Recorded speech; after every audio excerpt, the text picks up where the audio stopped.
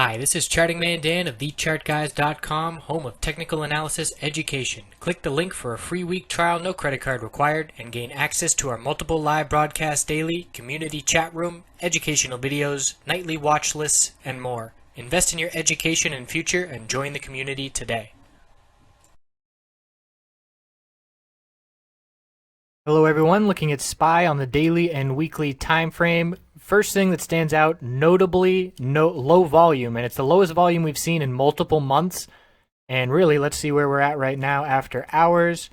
Looking at 50 million shares traded, and comparatively, certainly very low, and we haven't seen a 50 million share traded day in the past. There we go, 40 million on August 8th. So other than August 8th, 2 months, lowest volume we've seen. What that tells us is holiday, banks close, maybe Canadians make up half of our market for all we know. Either way, low volume, so can't put a ton of weight into the candlestick we're seeing today. What does stand out is after the entire of last week was rejected from the 50-day moving average resistance of 215.96, 5 rejections in a row, it's now support, and the low of the day bounced off that level.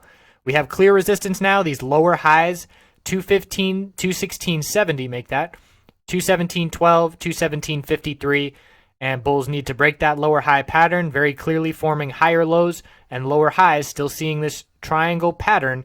And depending on how you draw it, I almost like drawing it with using the upper wicks of the candlesticks here, which I normally don't do, but the way that this pattern is playing out, I think that might be the most efficient way to use it, although we do have, well, you get the idea.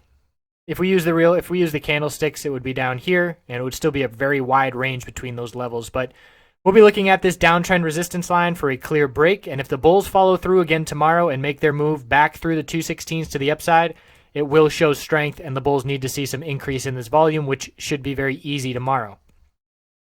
The weekly time frame on SPY is above the 10-week moving average of 215.72, but in my videos I've been saying that I want to look at it on SPX because I feel it's a bit more accurate in the way that we have been unable to close above that level. You can see SPY has gone back and forth incrementally above that 10-week moving average resistance, but for SPX it's currently at 2163.43, and we closed above it by 23 cents, but very clear that level, if the bulls close above it, would show a lot of strength after being rejected from it 3 weeks in a row.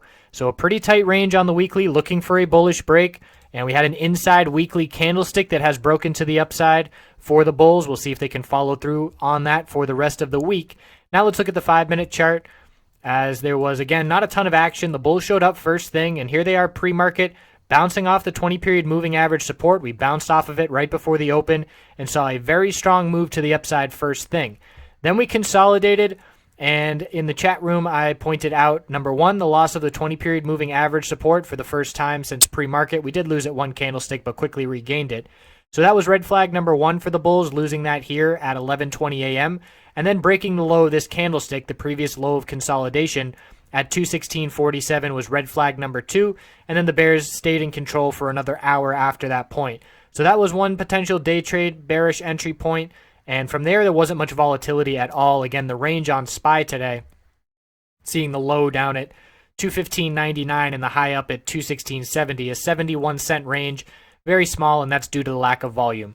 So we'll see what happens with that volume showing back up tomorrow. I assume it's going to show back up. And if the bulls can maintain 216 as support from here on out, we will be looking for some further upside. The hourly chart on SPY is still looking bullish, and we'll zoom out here, look at that real quick. So a very strong move from the low of Friday up to the high of today, and it does look like bullish normal consolidation, waiting for the moving averages to catch up, and we'll see if this 20-period hourly support can lead to higher highs tomorrow. Thanks for tuning in. Have a great night.